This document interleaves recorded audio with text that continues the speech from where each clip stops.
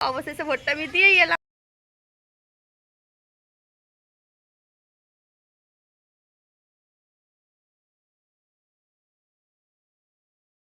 শুভ সকাল তোমাদের সকলকে। আর আমি দেখো সকালবেলা কি করতে বসে পড়েছি, আমি একটু গাছের যত্ন নিতে বসে পড়েছি। এই যে মাটি একদমই নেই, গাছের গোড়াগুলো সব ফাঁকা হয়ে গেছে, আর গাছগুলো অনেক বেড়ে যাচ্ছে, তো সেই জন্য অল্প করে একটু মাটি দিয়ে দিচ্ছি আর দিয়ে জলগুলো জাস্ট দিয়ে দেবো। গাছগুলো ভীষণই পরিমাণে বেড়ে যাচ্ছে, এগুলো হচ্ছে বটবটি গাছ।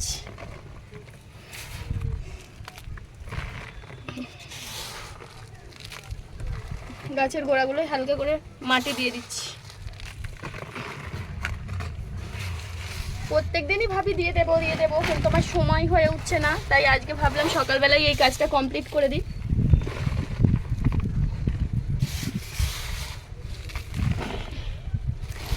ওই দিকের গাছগুলোই অন্যদিন দিয়েছিলাম, তাই ওইগুলো দিলাম না। এই গাছটায় দেওয়া হয়নি বলে আজকে এই গাছটাতেই দিলাম। ওয়েদারটা কত সুন্দর দেখো বন্ধুরা, ভীষণ ভালোই রোদ্দুর উঠেছে আর হাওয়াও দিচ্ছে, সেই জন্য গরমটা মনেই হচ্ছে না। ওয়েদারটা ভীষণই সুন্দর আজকে, খুব সুন্দর হাওয়া দিচ্ছে আজকে ছাদের মধ্যে।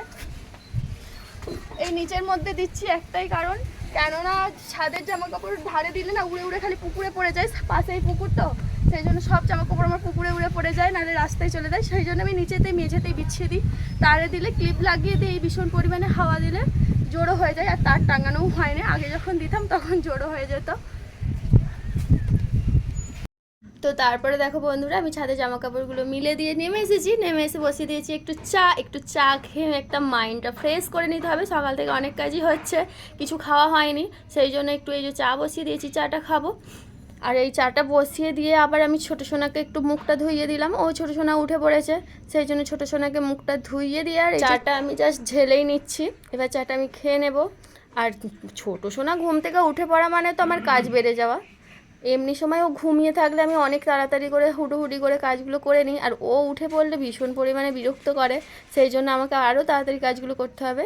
তো চাটা খেয়ে নিয়ে ছোটো সোনাকে একটু মানে ছাতু খাইয়ে দিয়েছি, ছাতু খাইয়ে নিয়ে আর এই যে আমার এই বাসনগুলো ধুয়ে এনেছিলাম, এগুলো উপুর করা হয়েছিল না, সেই জন্য কলের জল দিয়ে একটু ধুয়ে ভালোভাবে উপুর করে নিচ্ছি। আর তোমরা আমার ভিডিও যারা ডেলি দেখো তারা অবশ্যই জানো আমি রোজ বাসন এরকম জল দিয়ে ধুয়েই উপুর করি। আমার সব বাসনগুলো উপর করা হয়ে গেল বন্ধুরা। এই যে তারপরে দেখো আমি বসে পড়েছি রান্না করতে। এই যে আজকে সেরকম কিছু রান্না করব না, আজকে জাস্ট একটু বানাবো মাংসের ঝোল আর ভাত, কেননা আজকে বেশি কিছু রান্না করতে গেলে আমার ওই দিকের কাজগুলো আবার দেরি হয়ে যাবে, তারপরে আবার আমাকে মানে স্নান টান করে রেডি হয়ে যেতে হবে ভোট দিতে। সেই জন্যই আর ভাবলাম যে অল্প কিছু রান্না করে দিয়ে তাড়াতাড়ি করে এই কাজগুলো কমপ্লিট করে দেব। সেই জন্য আমাদের বড়বাবু একটু মাংস এনেছে, মাংস সিম্পল খাওয়া দাওয়া হবে, মাংসের ঝোল আর ভাত, আর কিছু বানাবো না। আর তোমাদের সাথে গল্প করতে করতে দেখো বন্ধুরা আমার মশলাটা আমি মানে রেডি প্রায় করেই ফেলেছি। মশলাটা ভাজা হয়ে গেছে, সেই জন্য লঙ্কা গুঁড়ো হলুদ গুঁড়োটা দিয়ে দিলাম। লঙ্কা গুঁড়ো হলুদ গুঁড়োটা একটু অল্প ভাজতে হয়, না হলে আবার সেটা তেতো মতো লাগে। আর দেখো বন্ধুরা আমার কিন্তু মশলাটা প্রায় ভাজা হয়ে গেছে, আমি এবার এর মধ্যে কিন্তু মাংসটা দিয়ে দেব।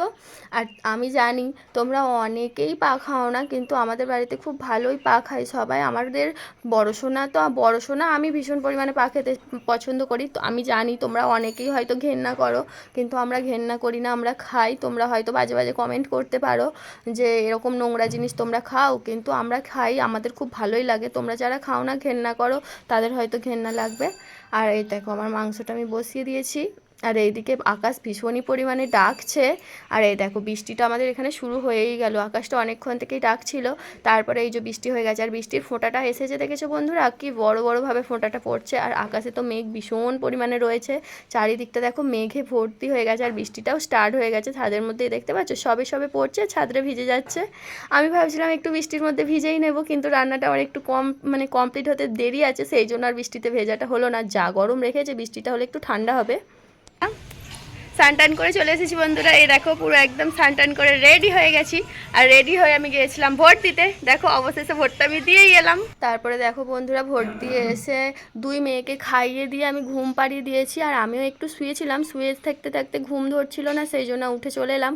উঠে চলে এসেছি, এই যে বসেছি গুরুদেবের ফটো নিয়ে। গুরুদেবের ফটোগুলোকে না একটু ভাবছি বাঁধিয়ে নেব, এইরকমভাবে রাখলে ভীষণ পরিমাণে অসুবিধা হয়। গুরুদেবের ফটোগুলো না, ওগুলো তো সেই ল্যামিনেশন করা ফটো, ওগুলো পিকচার না, ওই জন্য অসুবিধা হয়। আর এই যে মোটা মোটা কার্ডবোর্ডগুলো রয়েছে, এই কার্ডবোর্ডগুলো দিয়ে আমি অনেক সময় বড় সোনার হাতের কাজ কমপ্লিট করে দিই, মানে ফটো ফ্রেম বানিয়ে দিই। তাই আজকে ভাবছিলাম যে একটু ফটো ফ্রেম বানিয়ে নিই। ফটো ফ্রেম বানিয়ে নিলে গুরুদেবের ফটোগুলো আর এরকমভাবে যখন রাখবো তখন আর অসুবিধা হবে না, ভীষণই পরে প্রবলেম হয়। আর এই যে আমি বসে পড়েছি কাঁচি আটা ফাটা নিয়েই সব কিছু জোগাড়জাতি করে নিয়ে বসেছি। এই যে আটাটা লাগিয়ে দিচ্ছি আমি বোর্ডটার ওপরে। এটা হচ্ছে বড় সোনার হাতের কাজের আঠা, বাড়িতেই ছিল, আমার কাজে লেগে যাচ্ছে এখন।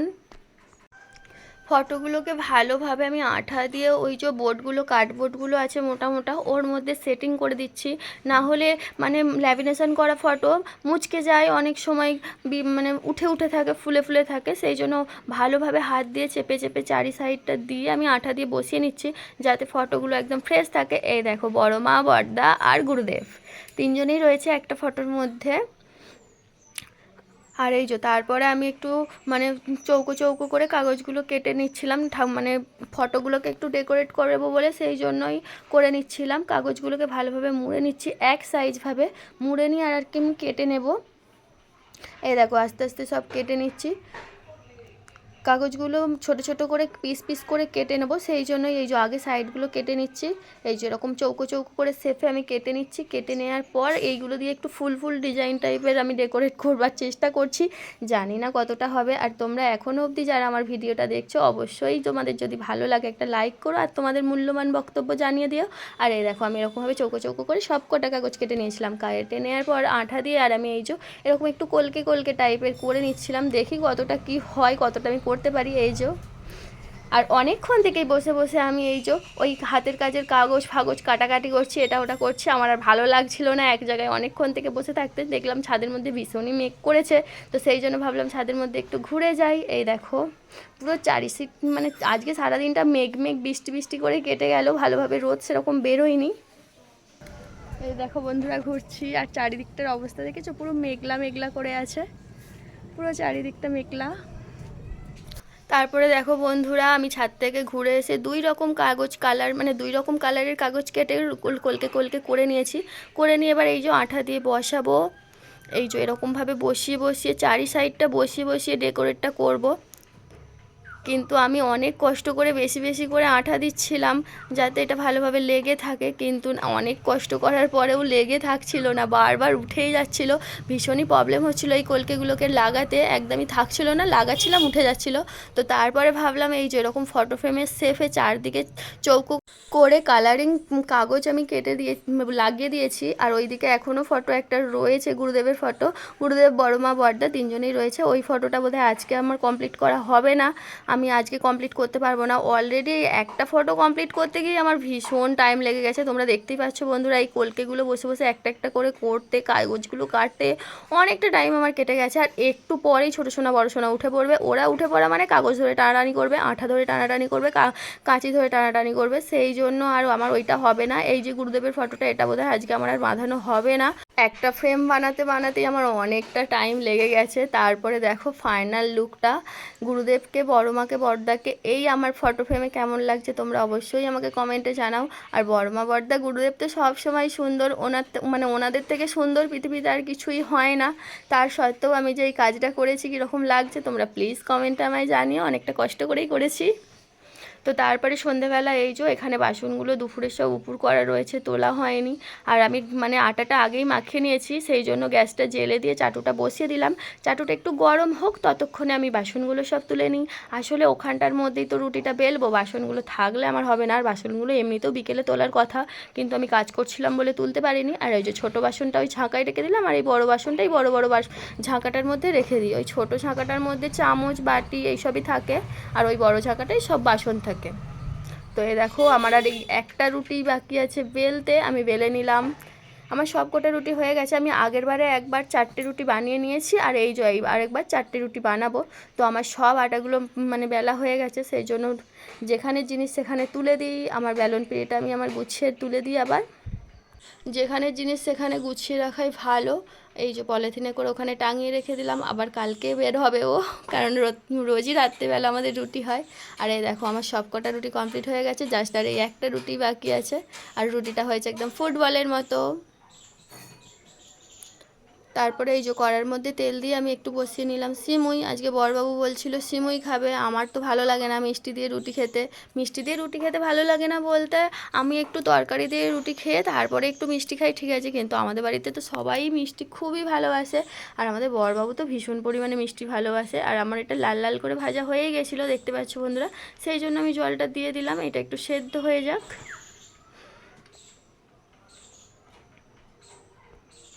এই দেখো প্রায় আমার এটা সেদ্ধ হয়ে গেছে, জলটা অনেকটা শুকনো হয়ে গেছে, কিন্তু এই চিনিটা দেওয়ার পর জলটা আবার বেরোলে অনেকটা মেনটেন হয়ে যাবে। তারপরে এর মধ্যে দুধ দেবো, দুধও দেওয়া হয়নি।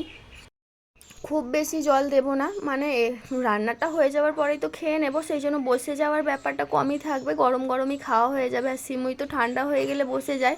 আর এই দেখো এদিকে আমি গ্লাসের মধ্যে নিয়ে নিয়েছি দুধ, গুঁড়ো দুধ। আমার লিকুইড দুধ ছিল না বাড়িতে, সেই জন্য গুঁড়ো দুধ দিয়েই বানাচ্ছি। আর দুধটা ভালোভাবে গুলে নিচ্ছি আমি গরম জল দিয়ে।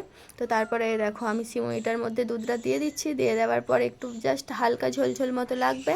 আর আজকের আমাদের রাতের খাবার হচ্ছে সিমুই আর রুটি। আজকের ভিডিওটা আমি এখানেই শেষ করছি বন্ধুরা। যদি ভালো লাগে তোমাদের একটু লাইক করো, কমেন্ট করো অ্যান্ড চ্যানেলটা সাবস্ক্রাইব করে আমার পাশে থেকো। আর এতক্ষণ আমার ভিডিওটা দেখার জন্য তোমাদের অসংখ্য ধন্যবাদ।